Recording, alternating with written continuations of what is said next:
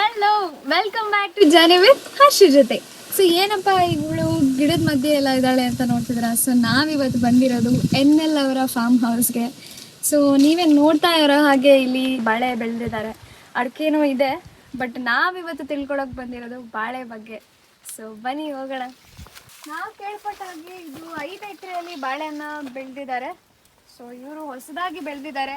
So ಹಾಗಾಗಿ ನಾವು NL forms ಅವರ ಓನರ್ನ ಮಾತಾಡ್ಸೋಣ, ಏನಿದೆ ಅಂತ ವಿಚಾರಿಸೋಣ, ಬಾಳೆ ಬಗ್ಗೆ ಇನ್ನಷ್ಟು ವಿಷಯಗಳನ್ನು ತಿಳ್ಕೊಳ್ಳೋಣ. ಸೊ ನೀವು ಎಷ್ಟು ವರ್ಷದಿಂದ ರೈತರಾಗಿ ಕೆಲಸ ಮಾಡ್ತಾ ಇದ್ದೀರಾ ಸರ್?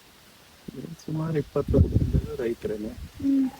ಸರಿಯಾದ ರೀತಿನಲ್ಲಿ ರೈತರಿಗೆ ಕೆಲಸ ಮಾಡ್ತಿರ್ಲಿಲ್ಲ. ಸಣ್ಣ ಪುಟ್ಟ ರಾಜಕೀಯ ಮಾಡೋದು, ಬೇರೆ ಡೈರಿ ಸೆಕ್ರೆಟರಿ ಆಗಿದ್ದೆ, ಆ ತರದ್ದೆಲ್ಲ ಮಾಡಿಕೊಂಡು ಈಗೊಂದು 4 ವರ್ಷದಿಂದ ಸೀರಿಯಸ್ ಆಗಿಲ್ಲ, ರೈತರದ್ದು ವ್ಯವಸ್ಥೆನಲ್ಲೇ ಮಾಡ್ಬೇಕು ಅಂತ ಹೇಳಿ ಒಂದು ಅಗ್ರಿಕಲ್ಚರ್ ಫಾರಂ ಮಾಡಿದ್ವಿ. ಅದಾದ್ಮೇಲೆ ಅಗ್ರಿಕಲ್ಚರ್ ಅಲ್ಲೇ ಹೋಗ್ಬೇಕು ಅನ್ನೋ ಒಂದು ನಿರ್ಧಾರನ ಮಾಡಿ ರಾಜಕೀಯನ ಕಡಿಮೆ ಮಾಡಿ ಬಂದ್ವಿ. ಇಲ್ಲಿ ಬಂದ ಮೇಲೆ ಒಂದು 6,000 ಅಡಿಕೆ ಗಿಡ ಮಾಡಿದ್ವಿ. ತುಂಬಾ ಚೆನ್ನಾಗಿ ಬಂದಿದೆ. ಈ 2.5 ವರ್ಷ ಆಗ್ತಾ ಬಂತು. ಅಲ್ಲೇ ಹುಸಿ ಒಂಬಳೆ ಸ್ಟಾರ್ಟ್ ಆಗಿದೆ.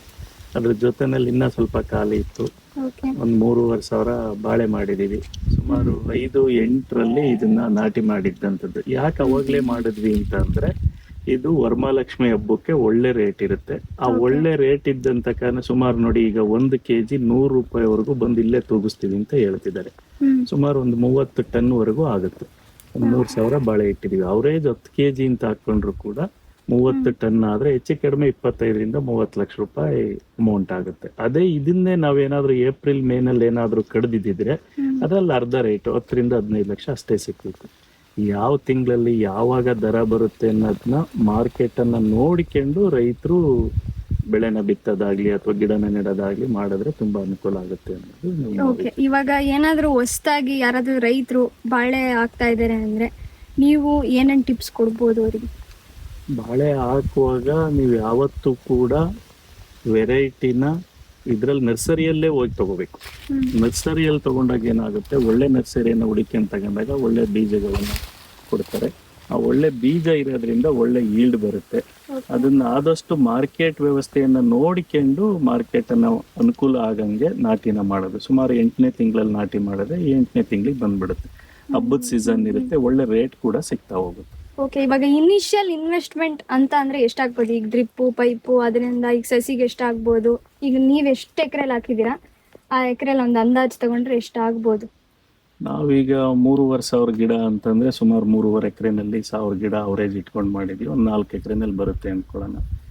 3,500 ಗಿಡವನ್ನ ಹಾಕಿದೀವಿ. ಹೆಚ್ಚು ಕಡಿಮೆ 4 ಲಕ್ಷ ರೂಪಾಯಿ ಖರ್ಚು ಬಂದಿದೆ ನಮಗೆ. ಡ್ರಿಪ್ಪು ಇಟ್ಟಿದ್ದು ಮತ್ತೆ ಗೊಬ್ಬರ ಹಾಕಿದ್ದು. ನಮ್ಮಲ್ಲಿ ಸ್ವಲ್ಪ ಆರ್ಗ್ಯಾನಿಕ್ ಇದ್ರಲ್ಲೇ ಜಾಸ್ತಿ ಹೋಗಿದ್ದೀವಿ. ಮೆಡಿಸಿನ್ ಕಡಿಮೆ ಮಾಡಿದೀವಿ. ಯಾಕಂದ್ರೆ ಇಲ್ಲೇ ಹೊರಗಡೆ ಫಾರೆಸ್ಟ್ ಏರಿಯಾ ಇದೆಲ್ಲ ಇರೋದ್ರಿಂದ ಭೂಮಿ ಚೆನ್ನಾಗಿತ್ತು.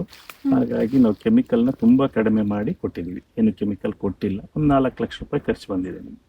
ಓಕೆ, ಇವಾಗ ಇದು ನೀವ್ ಹೇಳ್ತಾ ಇರೋ ಪ್ರಕಾರ ತಿಂಗಳು ಬೆಳೆ ಅಂತ? ತಿಂಗಳಲ್ಲ, ಈ ವರ್ಷಕ್ಕೊಂದು ಬೆಳೆ. ಓಕೆ, ವರ್ಷಕ್ಕೊಂದು ಬೆಳೆ ಇದೆ. ಕಟಿಂಗ್ ಎಲ್ಲ ಅವರೇ ಬಂದ್ ಮಾಡ್ಕೊಂಡು ಹೋಗ್ತಾರೆ. ಈಗ 75 ರೂಪಾಯಿ ಈಗಾಗಲೇ 3 ಟನ್ ಕಡ್ದಿದ್ದಾರೆ. ಇನ್ನೊಂದು 10-20 ಟನ್ ಈಗ ರೆಡಿ ಸಿಗುತ್ತೆ. ಈಗ ಅವರು ಈಗ 100-105 ರೂಪಾಯಿವರೆಗೂ ಕಟಾವ್ ಮಾಡ್ತೀವಿ. ಇವಾಗ ನೀವು ಹೊಸದಾಗಿ ನಮ್ ವೀಕ್ಷಕರು ಯಾರಾದ್ರೂ ನೋಡಿ ಚೆನ್ನಾಗ್ ಅನ್ಸಿದ್ರೆ ಎಷ್ಟು ರೇಟಿಗೆ ನೀವು ಕೊಡಕ್ ರೆಡಿ ಇದ್ದೀರಾ? ಈಗ ಯಾರು ದುಡ್ಡು ಜಾಸ್ತಿ ಕೊಡ್ತಾರೋ ಅವ್ರಿಗೆ ಕೊಡ್ತೀನಿ ನಾನು. 105 ರೂಪಾಯಿ ಕೇಳಿದ್ದಾರೆ, ಇಲ್ಲೇ ಬಂದು ಕಡ್ಕೊಳ್ತೀವಿ ಅಂತ ಕೇಳಿದ್ದಾರೆ. ಯಾಕೆಂದ್ರೆ ಕಷ್ಟಪಟ್ಟಿದೀವಿ, ಶ್ರಮ ಪಟ್ಟಿದೀವಿ. ರಾತ್ರಿ ಆಗ್ಲೂ ಸ್ಟಾರ್ಟಿಂಗ್ ಇದೆಯಲ್ಲ, ಬೆಳೆ ಬೆಳೆಸೋದು ಅಷ್ಟು ಈಸಿ ಇಲ್ಲ. ಎಲ್ಲ ಕಷ್ಟ ಬಿದ್ದಿರೋದ್ರಿಂದ ಯಾರು ದರ ಕೊಡ್ತಾರೆ ಅವ್ರಿಗೆ ಕೊಡ್ತಾ ಹೋಗ್ತೀವಿ ನಾವು. ಇವ್ರಿಗೆ ಕೊಡ್ಬೇಕಂತ ಏನಿಲ್ಲ.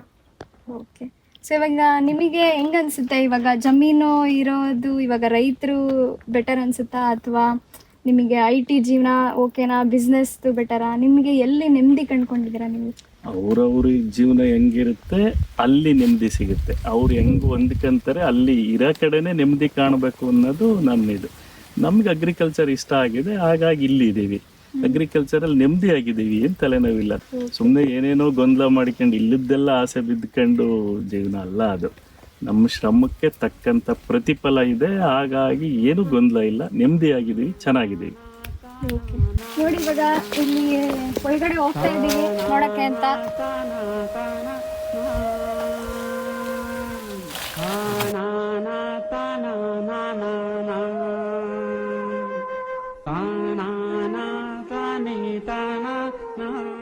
ಸೊ ಇವಾಗ ಅವ್ರು ಹೇಳಿರೋ ಪ್ರಕಾರ ಕೆಜಿಗೆ 105 ರೂಪಾಯಿ ಅಂತ ಕೋಟ್ ಮಾಡ್ತಾ ಇದ್ದಾರೆ ಪ್ರೈಸು. ಸೊ ರೈತರು ನಿಮಗೆ ಯಾರಾದರೂ ನೋಡಿ ಕೊನೆ ನೋಡಿ ಇಷ್ಟ ಆದರೆ ನಾನು ಕಾಂಟ್ಯಾಕ್ಟ್ ನಂಬರ್ನ ಕಾಮೆಂಟಲ್ಲಿ ಹಾಕಿರ್ತೀನಿ.